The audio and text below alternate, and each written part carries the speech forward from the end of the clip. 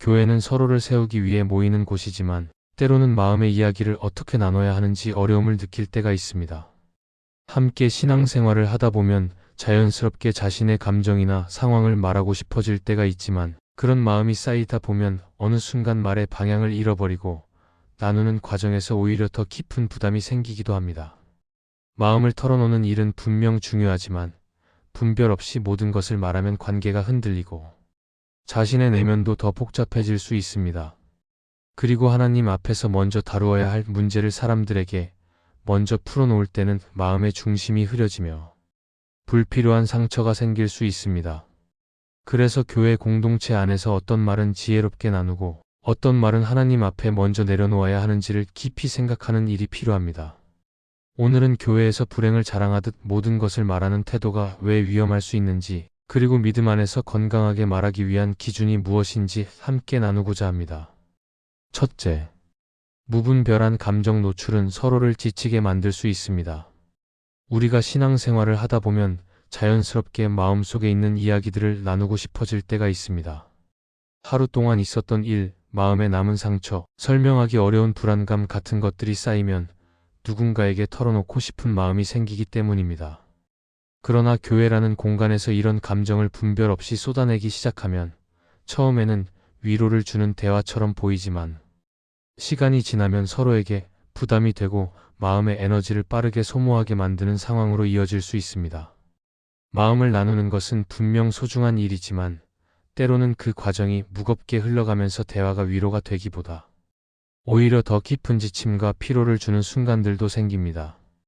그래서 우리는 감정을 나누는 것이 왜 지혜가 필요한 일인지 먼저 생각해 볼 필요가 있습니다.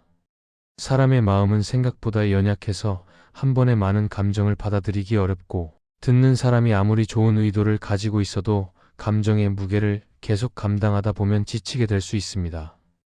또한 감정은 자연스럽게 흘러가는 것 같아도 사실 아주 빠르게 전염되기 때문에 누군가가 계속해서 부정적인 감정을 말하면 듣는 사람의 마음도 자연스럽게 무거워지고 시선이 흐트러질 수 있습니다. 이런 상황이 반복되면 공동체 안에서 따뜻한 분위기보다 피로함이 먼저 자리 잡게 되고 결국 서로가 서로에게 부담이 되는 관계로 변할 수 있습니다. 그래서 감정은 나누는 것 자체가 문제가 아니라 나누는 방식과 시점이 지혜로워야 한다는 사실을 기억해야 합니다. 성경에서도 감정 그 자체를 금지하지는 않지만 어떻게 다루어야 하는지는 분명하게 보여주는 장면이 있습니다. 엘리야는 사역 중 깊은 두려움과 지침을 경험했고 마음이 무너진 순간에는 도망치고 싶을 만큼 힘겨웠습니다. 그러나 그는 그 감정을 사람들 앞에서 쏟아내기보다 하나님 앞에 그대로 가져갔고 그 자리에서 하나님은 그의 마음을 천천히 회복시키셨습니다. 이 장면은 우리가 감정을 무조건 참으라는 것이 아니라 먼저 가져가야 할 자리가 어디인지 알려주는 중요한 모습입니다. 감정의 무게는 사람이 완전히 감당하기 어렵기 때문에 하나님 앞에 먼저 내려놓을 때 마음의 중심이 회복되고 관계도 지켜지는 것을 보게 됩니다. 또한 무분별한 감정 노출은 자신의 이야기를 정리할 기회를 빼앗기도 합니다. 감정을 너무 빨리 말해버리면 마음을 깊이 바라볼 시간을 잃어버리고 말하는 순간 감정이 더 크게 느껴져서 상황이 더 복잡해질 수 있습니다. 그리고 말이 앞서면 감정보다 말이 문제를 크게 만들어버리고 오히려 해결과 멀어지는 결과를 만들기도 합니다. 그래서 하나님은 우리의 마음을 정리할 수 있는 시간을 허락하시고 그 시간 속에서 감정이 아닌 믿음을 바라볼 수 있도록 도우십니다. 감정을 먼저 말로 풀기보다 하나님 앞에서 조용히 머무는 시간이 길어질수록 말의 방향도 자연스럽게 바뀌고 나누는 말이 상처가 아니라 유익이 될 수 있습니다. 또한 무분별한 감정 노출은 관계에서도 불균형을 만들 수 있습니다. 항상 자신의 감정을 이야기하는 사람과 늘 듣기만 하는 사람 사이에는 자연스럽게 힘의 차이가 생기게 되고 어느 순간에는 관계가 깊어지는 대신 부담이 커지는 형태로 변할 수 있습니다. 듣는 사람도 처음에는 진심으로 도우려고 하지만 시간이 지나면 자신의 삶까지 무거워지는 느낌을 받을 수 있습니다. 그래서 하나님은 모든 관계가 건강하게 유지되기를 바라시며 서로가 서로를 지치게 만드는 방식이 아니라 서로를 세우는 방식으로 말하기를 원하십니다. 감정을 나누지 말라는 뜻이 아니라 감정을 어떻게 나눌 것인지 먼저 하나님께 묻고 분별해야 한다는 뜻입니다. 누군가에게 말하기 전에 하나님께 먼저 고백하면 마음의 폭풍이 조금씩 가라앉고 사람에게 말해도 되는 부분과 그렇지 않은 부분이 자연스럽게 구별됩니다. 그러면 말의 양도 줄어들고 말의 깊이도 달라지며 듣는 사람에게 부담을 주는 대신 서로를 세울 수 있는 대화로 이어지게 됩니다. 결국 감정의 무게를 하나님께 먼저 맡길 때 공동체는 보호되고 관계도 더 건강하게 유지되며 나 자신도 감정에 흔들리지 않는 중심을 갖게 됩니다. 그래서 무분별한 감정 노출을 조심하는 일은 억지로 참는 것이 아니라 나를 지키고 공동체를 지키고 관계를 지키는 길입니다. 감정을 나누기 전에 잠시 멈추고 하나님께 먼저 올려드릴 때 우리의 말은 더 따뜻해지고 공동체는 더 안전해지며 마음은 더 평안해지는 은혜를 경험하게 됩니다. 둘째, 해결되지 않은 이야기는 공동체 안에 불필요한 오해를 만들 수 있습니다.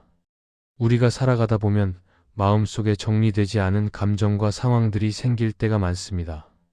갑작스러운 문제를 만났을 때나 누군가의 말 한마디가 마음에 걸릴 때 혹은 스스로도 이유를 설명하기 어려운 불편함이 찾아올 때가 있습니다. 이런 감정들은 시간이 지나면 자연스럽게 사라지기도 하지만 때로는 마음 안에 계속 남아 우리를 흔들기도 합니다. 그리고 마음이 불편한 순간이 길어질수록 누구에게든 털어놓고 싶어지는 마음이 깊어집니다. 그러나 해결되지 않은 이야기를 교회에서 바로 나누기 시작하면 그 말은 개인의 고백을 넘어서 공동체 안에 오해를 만들 수 있다는 사실을 기억해야 합니다. 특히 정리가 되지 않은 상태에서 말하는 이야기는 사실보다 더 크게 들리고 그 이야기 속에 담긴 감정이 듣는 사람의 마음에 더 깊게 남게 되어 예상하지 못한 반응과 해석을 만들어낼 수 있습니다. 감정이 정리되지 않은 상태에서 하는 말은 대개 방향을 잃기 쉽고 말하는 사람의 마음 안에서 일어난 일과 실제 상황이 섞여 나타나기 때문에 듣는 사람은 그 장면을 사실로 받아들이게 됩니다. 예를 들어 누군가의 말이 마음에 상처가 되었을 때 그 감정을 말하는 순간에는 상처가 훨씬 더 선명하게 떠오르고 그 감정이 상황을 더 극적으로 표현하게 만들 수도 있습니다. 그러면 그 이야기를 들은 사람은 상황을 그대로 받아들이면서 그 사람에 대한 마음이 흔들릴 수 있고 아무 의도 없던 말 한마디가 공동체 안에서는 큰 갈등의 씨앗이 되는 경우도 생깁니다. 이런 일은 말하는 사람도 원하지 않았던 방향으로 흘러가고 듣는 사람도 원래보다 더 무거운 마음을 갖게 만들기 때문에 결국 누군가를 세우기 위해 말한 것이 아니라 오해와 부담을 남기는 결과로 이어집니다. 이와 비슷한 장면이 성경에서도 나타납니다. 욥은 고통 속에서 마음이 크게 흔들렸고 친구들은 그 마음을 이해하려는 의도로 다가왔지만 감정이 정돈되지 않은 상태에서 나눈 말들은 서로에게 상처를 남기고 오히려 관계를 어렵게 만들었습니다. 이 일은 우리의 감정을 억누르라는 뜻이 아니라 마음속에 해결되지 않은 이야기를 바로 사람에게 풀어놓으면 그 말이 서로에게 상처가 되어 돌아올 수 있다는 사실을 알려줍니다. 하나님은 우리의 혼란을 받아주실 수 있고 감정의 깊은 자리까지 아시는 분이지만 사람은 그 마음을 온전히 이해하기 어려울 때가 많습니다. 그래서 정리되지 않은 말은 공동체 안에서 쉽게 오해로 자라며 작은 말이 커다란 파도로 번질 수 있습니다. 또한 해결되지 않은 이야기를 나누는 것은 자신에게도 부담이 될 수 있습니다. 감정이 아직 깊이 흔들리고 있는 상태에서 말하기 시작하면 그 순간 감정이 더 살아나고 더 크게 느껴지며 말로 표현하는 과정에서 마음 안에서 겨우 가라앉아 가던 감정들이 다시 흔들리기 때문입니다. 그래서 말할수록 오히려 감정이 커지고 이야기할수록 마음이 무거워지고 더 말하고 싶은 욕구가 생기게 되는 악순환이 반복되기도 합니다. 이런 상황은 나 자신을 더 지치게 만들 뿐 아니라 하나님 앞에서 정리할 시간을 빼앗기도 합니다. 그리고 해결되지 않은 이야기를 나눌 때 또 하나의 위험은 자신과 관련된 이야기가 아닌 다른 사람의 이야기가 의도치 않게 흘러나오는 경우입니다. 내 마음 안의 상황을 설명하다 보면 자연스럽게 다른 사람의 행동이나 말까지 언급하게 되고 그 과정에서 그 사람에 대한 해석이 섞여 들어가면서 공동체 안에 또 다른 오해를 낳을 수 있습니다. 우리가 의도하지 않았더라도 듣는 사람은 말한 내용을 사실처럼 받아들이며 그 말이 다시 다른 사람에게 흘러가면서 불필요한 갈등이 생길 수 있습니다. 이렇게 말의 방향이 조금만 흐트러져도 공동체는 쉽게 상처를 받을 수 있고 마음을 나누려 했던 의도가 무너지는 것을 경험하게 됩니다. 그러나 하나님은 우리 마음을 혼자 감당하게 하지 않으시고 먼저 자신 앞에서 정리할 수 있도록 도우십니다. 하나님은 우리의 감정을 들으시고 혼란을 가라앉히시며 말의 방향을 새롭게 하십니다. 하나님 앞에서 충분히 머무는 시간은 우리의 시선을 넓히고 감정의 강도를 낮추며 말해야 할 것과 말하지 않아야 할 것을 분명하게 구분하는 지혜를 줍니다. 그렇게 마음이 조금씩 정리되면 나누는 말의 내용도 달라지고 표현도 부드러워지며 듣는 사람도 부담 없이 받아들일 수 있는 말이 됩니다. 결국 해결되지 않은 이야기를 하나님 앞에서 먼저 다루는 과정은 공동체를 보호하고 나 자신도 지키는 중요한 길이 됩니다. 그래서 우리는 해결되지 않은 이야기를 바로 말하기보다 먼저 하나님 앞에서 마음을 정리하는 시간을 가져야 합니다. 감정을 천천히 바라보고 하나님께 내어드릴 때 마음의 방향이 바로 서고 말의 무게도 가벼워집니다. 이렇게 마음을 다룰 때 공동체는 오해가 아닌 평안과 신뢰 안에서 세워질 수 있고 관계도 더 깊어지고 안전해질 수 있습니다. 해결되지 않은 이야기를 지혜롭게 다루는 일은 내가 답답해서 참고 견디라는 뜻이 아니라 나도 지키고 공동체도 지키고 관계도 지키기 위한 하나님의 지혜라는 사실을 기억해야 합니다. 셋째, 신앙적 약함을 고백하더라도 지혜로운 대상에게 말해야 합니다. 우리가 신앙생활을 하다 보면 마음속에 있는 약함을 누군가에게 털어놓고 싶은 순간이 자연스럽게 찾아옵니다. 믿음이 흔들리는 것 같아 걱정될 때도 있고 스스로 해결하기 어려운 고민이 쌓일 때도 있으며 마음이 연약하다는 사실을 혼자 감당하기 어려울 때도 있습니다.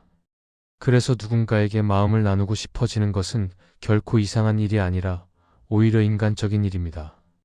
그러나 그 약함을 누구에게나 말하기 시작하면 선한 의도로 시작한 고백이 오히려 나에게도 듣는 사람에게도 부담이 될 수 있다는 사실을 잊지 말아야 합니다. 약함을 고백하는 것은 치료의 과정이 될 수 있지만 지혜 없이 고백하면 방향을 잃고 더 큰 혼란을 만들 수 있기 때문입니다. 사람마다 감정의 깊이와 받아들이는 방식이 다르기 때문에 아무리 좋은 의도로 마음을 들어주려 해도 충분히 감당하지 못하는 순간이 생길 수 있습니다. 신앙적 약함을 고백하면 듣는 사람은 그 마음을 다 이해해야 한다는 부담을 느끼게 되고 시간이 지나면 자신의 삶까지 흔들릴 만큼 마음이 무거워질 수 있습니다. 그래서 하나님은 우리가 누구에게 마음을 열어야 하는지, 어떤 사람이 우리의 연약함을 함께 나눌 수 있는지 분별하도록 지혜를 주십니다. 서로의 신앙을 세워가는 관계가 되어야 고백이 은혜로 이어질 수 있고, 그렇지 않으면 고백이 오해나 갈등의 시작점이 될 수 있습니다. 성경에는 이러한 원리를 잘 보여주는 한 장면이 있습니다. 모세는 사명을 감당하면서 많은 부담을 느꼈고 사람들의 어려움과 불평을 혼자 감당해야 한다는 생각 때문에 지쳐 있었습니다. 그런데 하나님은 그의 약함을 그대로 두지 않으시고 지혜와 성숙이 있는 사람들을 불러 함께 짐을 나누게 하셨습니다. 이 장면은 우리가 약함을 감추라는 뜻이 아니라 약함을 누구에게 맡길 것인지 신중하게 선택해야 한다는 사실을 알려줍니다. 하나님은 모세의 마음을 이해할 수 있는 사람들을 세우셨고 그들과 함께 할 때 모세는 무너지는 대신 다시 힘을 얻을 수 있었습니다. 우리의 고백도 이와 같은 원리가 필요합니다. 아무에게나 말하는 것이 아니라 영적으로 중심이 있고 마음을 안전하게 지켜줄 수 있는 사람에게 고백할 때 그 이야기는 상처가 아니라 회복의 길로 이어질 수 있습니다. 또한 신앙적 약함을 고백하는 것은 단순한 감정의 표출이 아니라 삶의 방향을 다시 하나님께 향하게 하는 과정이 되어야 합니다. 고백의 목적이 단순히 마음을 가볍게 하려는 데만 머물면 고백은 일시적인 위로에 지나지 않을 수 있습니다. 그러나 하나님 앞에서 먼저 자신의 마음을 살피고 그 마음을 어떻게 나누어야 할지 하나님께 묻는 시간이 길어질수록 고백은 더 깊은 의미를 갖게 됩니다. 하나님 앞에서 먼저 머물면 말의 방향이 정리되고 감정의 무게가 조금씩 가벼워지며 사람에게 나누어야 할 말의 양도 자연스럽게 줄어듭니다. 그러면 고백은 부담이 아니라 유익이 되고 듣는 사람은 짐을 지는 것이 아니라 동행할 힘을 얻게 됩니다. 그리고 지혜로운 고백은 듣는 사람에게 의존하는 것이 아니라 하나님께 의지하는 마음을 만드는 방향으로 흘러가야 합니다. 고백을 통해 우리의 연약함만 강조되는 것이 아니라 하나님 앞에서 다시 일어서고 싶은 마음이 생기고 믿음을 회복하고 싶은 갈망이 드러날 때 그 고백은 복이 됩니다. 들려지는 말의 중심이 하나님께 향할 때 듣는 사람도 부담을 느끼지 않고 함께 기도하며 마음을 세워줄 수 있으며 공동체는 더 건강하게 세워질 수 있습니다. 그러나 사람에게만 의지하는 고백은 잠시 위로를 줄지는 몰라도 결국 더 큰 공허함을 남길 수 있으므로 고백의 방향을 항상 하나님께 두는 것이 중요합니다. 그래서 신앙적 약함을 고백하는 일은 조심스럽게 다루어야 합니다. 약함을 숨기라는 뜻이 아니라 마음을 지키고 공동체를 보호하며 신앙을 세우는 방식으로 나누라는 뜻입니다. 누구에게나 말하기보다는 하나님께 먼저 나아가 자신의 마음을 살피고 하나님께서 허락하신 안전한 사람에게 지혜롭게 나눌 때 그 고백은 치유와 회복으로 이어질 것입니다. 결국 신앙적 약함은 하나님 앞에서 다루어질 때 가장 깊은 회복이 이루어지고 그 회복을 경험할 때 우리는 더 단단한 믿음으로 걸어갈 수 있으며 공동체 역시 더 안전해지고 따뜻한 관계로 세워지게 될 것입니다. 넷째, 하나님 앞에 먼저 내려놓을 때 마음의 질서가 회복됩니다. 우리가 신앙생활을 이어갈 때 마음속에 쌓인 감정이나 정리되지 않은 생각을 누구에게 털어놓고 싶은 마음이 생기는 것은 자연스러운 일입니다. 그러나 그 모든 것을 하나님보다 사람에게 먼저 말하기 시작하면 마음의 중심이 금방 흐트러지고 관계도 불편해지고 공동체 안에서는 작은 말이 큰 파도로 번질 수 있습니다. 그래서 하나님께서는 우리가 말하기 이전에 먼저 그분 앞에서 머무르며 마음을 정리하는 시간을 갖기를 원하십니다. 하나님 앞에서 오래 머무르는 시간은 단순한 침묵이 아니라 마음에 울리는 감정들을 가라앉히고 하나님이 주시는 시선으로 다시 바라보게 만드는 중요한 과정이 됩니다. 그리고 이 과정을 통해 감정의 무게는 가벼워지고 나누어야 할 말과 내려놓아야 할 말이 자연스럽게 분별되며 무엇보다 마음의 질서가 천천히 회복됩니다. 사람은 아무리 따뜻하고 진실한 마음으로 듣고 싶어도 마음을 온전히 다룰 능력이 부족한 때가 많습니다. 그리고 듣는 사람에게 먼저 감정을 쏟아놓으면 마음이 정리되기는커녕 더 복잡해지는 경우가 많습니다. 그러나 하나님은 우리의 마음을 아시고 말하지 않아도 모든 생각을 이해하시며 감정의 깊은 근원까지 아시는 분이기 때문에 우리가 있는 그대로 고백하길 기다리십니다. 하나님께 먼저 말하기 시작할 때 마음속 깊은 곳에서 주인이 다시 제 자리를 잡기 시작하고 감정이 사실보다 앞서가던 움직임도 천천히 정리되기 시작합니다. 그리고 그 자리에서 비로소 사람에게 해도 되는 말과 하나님 앞에서만 다루어야 할 말이 구별되기 때문에 관계는 안전해지고 마음의 무게도 덜어지게 될 것입니다. 또한 하나님께 먼저 내려놓으면 듣는 사람의 역할을 지나치게 크게 만드는 위험에서 벗어나게 됩니다. 사람에게 먼저 기대하면 그 기대만큼 실망도 깊어지고 듣는 사람이 무엇을 해주지 못하면 마음이 더 복잡해질 수 있습니다. 그러나 하나님께 마음을 올려드리면 기대의 대상이 흔들리는 사람이 아니라 변하지 않는 하나님이 되기 때문에 고백의 방향이 건강해지고 마음의 흔들림이 줄어듭니다. 그래서 우리의 마음을 가장 먼저 향해야 할 방향은 사람의 귀가 아니라 하나님 앞이라는 사실을 잊지 않아야 합니다. 이와 관련하여 팀 켈러는 기도에서 인간의 마음은 스스로 해결할 수 없는 복잡한 구조를 가지고 있기 때문에 하나님 앞에서 충분히 정리되고 다루어져야 한다고 말합니다. 그의 말처럼 마음의 문제는 사람의 조언만으로는 가라앉지 않고 하나님께서 만지시는 시간 속에서 비로소 평안과 방향을 찾을 수 있습니다. 하나님 앞에 마음을 내려놓는 일은 단순한 신앙적 행동이 아니라 우리의 내면을 건강하게 세우는 실제적인 과정이며 하나님을 향한 신뢰의 고백이 되는 길입니다. 그리고 하나님 앞에 나아가는 사람의 마음에는 조금씩 변화가 일어나기 시작합니다. 불안하던 마음이 잠잠해지고 감정이 흘러가는 속도가 느려지며 상황을 바라보는 시선이 넓어지고 깊어지고 부드러워집니다. 또한 마음속에서 복잡하게 얽혀있던 생각들이 하나씩 정돈되기 시작하고 무엇을 먼저 해야 하는지, 무엇을 내려놓아야 하는지, 어떤 말은 멈추어야 하는지 분명해집니다. 하나님은 우리의 마음을 혼란 속에 그냥 두지 않으시고 우리가 머무는 그 자리에서 천천히 질서를 회복시키십니다. 이런 회복은 단번에 이루어지는 것이 아니라 하나님 앞에 솔직하게 고백하는 작은 시간이 쌓이면서 차분하게 이루어집니다. 말로 풀지 않아도 되던 것들이 보이기 시작하고 굳이 누군가에게 털어놓지 않아도 하나님 앞에서 이미 가벼워진 마음을 발견하게 될 것입니다. 그리고 하나님께 먼저 내려놓은 마음은 누군가와 나누어야 할 때도 말의 방향이 달라지고 말의 무게가 줄어들며 듣는 사람에게 부담을 주지 않는 지혜로운 말로 흘러가게 됩니다. 결국 하나님 앞에 먼저 내려놓는 일은 내 마음을 지키는 가장 안전한 길이 되고, 공동체를 지키는 가장 지혜로운 길이 되며, 관계를 지키는 가장 따뜻한 길이 될 것입니다. 하나님 앞에서 충분히 머물고 마음을 깊이 내어드리며 그분의 평안을 먼저 경험할 때 우리의 삶은 더 단단해지고 더 따뜻해지고 더 안정된 방향으로 나아가게 될 것입니다. 이 말씀이 마음의 은혜가 되셨다면 좋아요와 구독으로 함께 해주세요. 그리고 댓글에 아멘이라고 남겨주시면 하나님의 은혜가 더 많은 사람들에게 전해질 것입니다. 여러분의 삶 위에 하나님의 은혜가 언제나 함께 하시기를 바랍니다. 감사합니다.